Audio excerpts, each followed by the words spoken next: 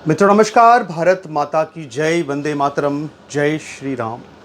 मित्रों मैं दिलीप पांडे, स्वागत है आपका मेरे यूट्यूब चैनल में। मित्रों आप जानते हैं कि आज सुबह मैंने अभी एक वीडियो बनाया था और उस वीडियो में मैंने आप सब लोगों को ये बताया था कि आखिर इस वक्त नेपाल के अंदर हालात क्या हैं।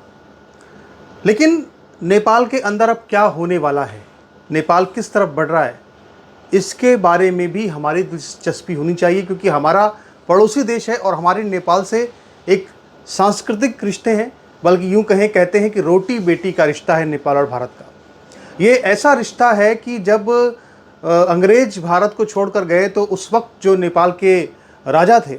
उन्होंने बाकायदा नेहरू से ये कहा था, ये प्रार्थना की थी कि नेपाल को भारत में ही शामिल कर लिया जाए, क्योंकि नेपाल के पास कोई ऐसा समुद्र तट नहीं है जहाँ से कि उसका कोई आर्थिक विकास का रास्ता खुल सके। इसलिए उन्होंने कहा था कि ये भारत में ही मिल जाना चाहिए। लेकिन नेहरू इतना डरते थे चीन से कि उन्होंने इस पूरी मांग को मानने से ही इनकार कर दिया। ये यूँ कहें कि वो पता नहीं किस तरह के उनका माइंडसेट था कि वो इस सांस्कृतिक एक जो महत्व था नेपाल का उसको समझ नहीं सके। लेकिन आज नेपाल एक बार फिर से अपने पुराने रूप में लौटने जा रहा है। नेपाल जो हज़ारों सालों से एक हिंदू राष्ट्र था और जहाँ पे 200 सालों से एक हिंदू किंगडम थी, एक हिंदू राजवंश वहाँ पे चल रहा था। अगर देखें तो 1947 कहें या जो भी कहें, उसके पहले लगातार वहाँ पे 2008 से पहले वहाँ लगातार एक 200 सालों तक एक हिंदू किंगडम चल रहा था। वहाँ पे हिंदू राजा वहाँ पे था। हज़ारों सालों से हिंदू संस्कृति रही है। 81% वहाँ पे आज भी हिंदू पॉपुलेशन है, उससे ज़्यादा है। इसके बाद भी 2008 में वहाँ पे जब कम्युनिस्टों का प्रभाव हुआ तो उन्होंने एक बहुत ही सोची समझी राजनीति के तहत, रणनीति के तहत नेपाल को एक सेकुलर नेशन घोषित किया और इसके बाद वहाँ पर धर्मांतरण का एक रास्ता खुल गया, जिसके बाद बहुत तेज़ी से वहाँ पे कन्वर्जन हुआ और वहाँ पे हिंदुओं की संख्या घटते घटते अब 80% तक पहुँच गई है। और कितना घटेगी ये तो आगे भविष्य देखेंगे जो होगा आगे। लेकिन बहरहाल अभी की जो स्थिति है वो कहीं ना कहीं नेपाल फिर से एक बार हिंदू राष्ट्र की तरफ लौटता हुआ नज़र आ रहा है। और ये इसलिए होने जा रहा है क्योंकि अगर आप देखें तो एक बहुत बड़ा स्टेप जो वहाँ पे सारे युवा प्रदर्शनकारी हैं उन्होंने ये उठाया कि नेपाल की संसद को ही आग के हवाले कर दिया गया। आप देखिए दुनिया भर में तमाम जगहों पर तरह तरह के जो है आंदोलन हुए, हिंसक आंदोलन हुए, लेकिन कहीं पर भी ऐसा नहीं हुआ था कि संसद को जलाकर राख कर दिया जाए। लेकिन ये नेपाल के अंदर हुआ कि संसद को जलाकर राख कर दिया गया। डेमोक्रेसी से वहाँ के लोगों का मन ऊब चुका है और उसकी वजह यह है कि डेमोक्रेसी के अंदर वहाँ पे खेल ये हुआ कि जो विपक्ष था और जो सरकार थी वो दोनों वहाँ पे मिलजुल कर सरकार चला रहे थे, मिलजुल कर सत्ता का मज़ा ले रहे थे और जनता जो थी वो बेहाल वहाँ पर नज़र आ रही थी। कुल मिलाकर के ऐसी स्थितियों में, इन स्थितियों में वहाँ की जनता ने जो केपी शर्मा ओली, जो कि एक घोर कम्युनिस्ट नेता और एक ऐसा कम्युनिस्ट नेता जिसने एक ऐसा बयान, आपत्तिजनक बयान भारत के बारे में दिया, हिंदू राष्ट्र के बारे में दिया और हिंदू राष्ट्र के सबसे बड़े जो हमारे आराध्य देव हैं भगवान राम, उनके बारे में ये कहा था कि राम भी तो नेपाल में ही जन्म लिए थे लेकिन उनको भारत ने हमसे छीन लिया। इस तरह के विवादित बयान देने वाले केपी शर्मा ओली के बारे में उनकी जो इमेज है किसी से छुपी नहीं है, एक भारत विरोधी इमेज केपी शर्मा ओली की। और यही नहीं, आप सोचिए कि इस वक्त दुनिया में सबसे ज़्यादा अगर कहीं कम्युनिस्टों की पिटाई हो रही है तो सबसे ज़बरदस्त तरीके से कम्युनिस्टों की पिटाई इस वक्त अगर कहीं हुई है, नेपाल के अंदर हुई है। मित्रों नेपाल का वित्त मंत्री, एक वीडियो सामने आया है जिसमें कि नेपाल का वित्त मंत्री एक नदी पार कर रहा है, बिल्कुल नंगे है, हेलमेट पहनकर भाग रहा है। कि हेलमेट पहन के भाग रहा है, कोई उसको पहचान न ले, उसका नाम विष्णु प्रसाद है और वो एक घोर कम्युनिस्ट नेता। और उसके बाद उसको जिस तरह से पकड़ करके मारा है पब्लिक ने नेपाल की, जिस तरह उसको धोया है, वो न भूतो न भविष्यति। कम्युनिस्टों की इस तरह की पिटाई जो नेपाल के अंदर हुई है वो मैं कहूँगा कि शायद इससे पहले कभी कहीं नहीं हुई होगी। सबसे बड़ी बात यह है कि ये पिटाई नेपाल में हो रही है, लेकिन दर्द जो है वो कहाँ उठ रहा है? इसका जो दर्द उठ रहा है वो रवीश कुमार एंड कंपनी और जो ये पूरा लश्कर मीडिया है, इसके जो सरगना हैं बड़े बड़े, उनके दिलों में ये दर्द उठ रहा है। और अगर आप इस दर्द को देखना चाहते हैं तो आप ज़रा कभी ये जो रवीश एंड कंपनी है इनकी टाइमलाइन पर जाइए, इनके ट्विटर पर जाइए, तो ये रवीश कुमार वही व्यक्ति है जब बांग्लादेश के अंदर शेख हसीना को हटाया गया था और जो प्रदर्शनकारी भीड़ थी वो जब शेख हसीना के घर में घुस गई थी, प्रधानमंत्री आवास में घुस गई थी, और उनके सोचिए कि उनके जो निजी अस्त्र, जो निजी वस्त्र जो होते हैं, जो उनके अंतः वस्त्र थे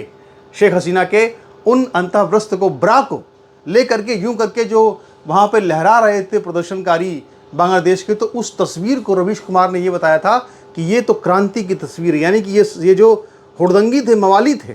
जो कि झंडे की तरह से एक महिला के अंतः वस्त्र को लहरा रहे थे, जैसे पता नहीं कौन सी माले गनीमत जो है उन्होंने कब्जे में लेकर के उसके अंतः वस्त्र लहरा दिए हों, इस तरह का आचरण जो लोग कर रहे थे, उनकी तो तारीफ़ों के पुल में आधे आधे घंटे, एक एक घंटे की जो है वो वीडियो शूट कर रहे थे रवीश कुमार एंड कंपनी। लेकिन ये जो कम्युनिस्टों की पिटाई चल रही है नेपाल के अंदर, तो इसको लेकर के रवीश कुमार के सीने में बहुत दर्द उठ रहा है। रवीश कुमार एंड कंपनी को बहुत दर्द हो रहा है। वो ये कह रहे हैं कि देखिए, संसद को जला दिया गया है,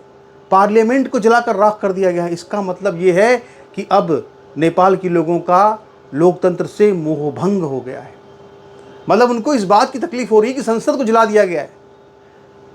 लोकतंत्र से जनता का मोहभंग हो गया है, तो डेमोक्रेसी वहाँ पर वर्क नहीं कर पाई। और इसीलिए अब वो एक बार फिर से बड़ा सवाल ये है कि क्या फिर से एक बार वहाँ पर राजशाही आने जा रही है, और राजशाही अगर आएगी तो साथ में उसके हिंदू राष्ट्र भी अपने आप आएगा, क्योंकि वहाँ के जो भी राजा हैं वो एक हिंदू राजा हैं। तो नेपाल को लेकर के आप देखिए, बिल्कुल साफ साफ ये बात हमको यहाँ पे दिख रही है कि नेपाल फिर से एक बार एक हिंदू राष्ट्र बनने जा रहा है। और ये जो नेपाल हिंदू राष्ट्र बनने जा रहा है इस बार नेपाल लंबे समय तक ऐसे ही रहेगा। तो 2008 में हिंदू राष्ट्र को हटा करके इसको सेकुलर नेशन घोषित किया गया था, और अब एक बार फिर से अगर देखा जाए तो कहीं ना कहीं जो पूरा समूचा आंदोलन है वो एक चेहरा जरूर है, एक करप्शन की बात जरूर है, लेकिन जब आप लोकतंत्र के साथ नहीं है, जब डेमोक्रेसी के साथ नहीं, जब आप पार्लियामेंट को जलाकर राख कर दे रहे हैं, तो आखिर सवाल ये उठता है कि फिर हाँ, देश किसके हाथ में जाएगा? फिर देश मोनार्की के हाथ में जाएगा, देश राजा के हाथ में जाएगा। और कहीं ना कहीं धीरे धीरे ये देश नेपाल एक बार फिर से एक राजा के हाथ में जाता हुआ नज़र आ रहा है। हालांकि अभी बहुत ज़्यादा चर्चा हो रही है, कहा जा रहा है कि साहब बालेंद्र शाह कोई वहाँ के काठमांडू के मेयर हैं, उनको बनाएंगे प्रधानमंत्री, ऐसा कहा जा रहा है। लेकिन हमें ये लगता है कि बहुत यंग हैं वो, और उनकी उम्र अभी सिर्फ 28 साल की है, और कहीं ना कहीं अब मुझे लगता है कि राजशाही ही एकमात्र विकल्प अगर देखा जाए तो उनके पास है, नेपाल की जनता के पास। और खुशी की बात यह है कि एक भगवान राम के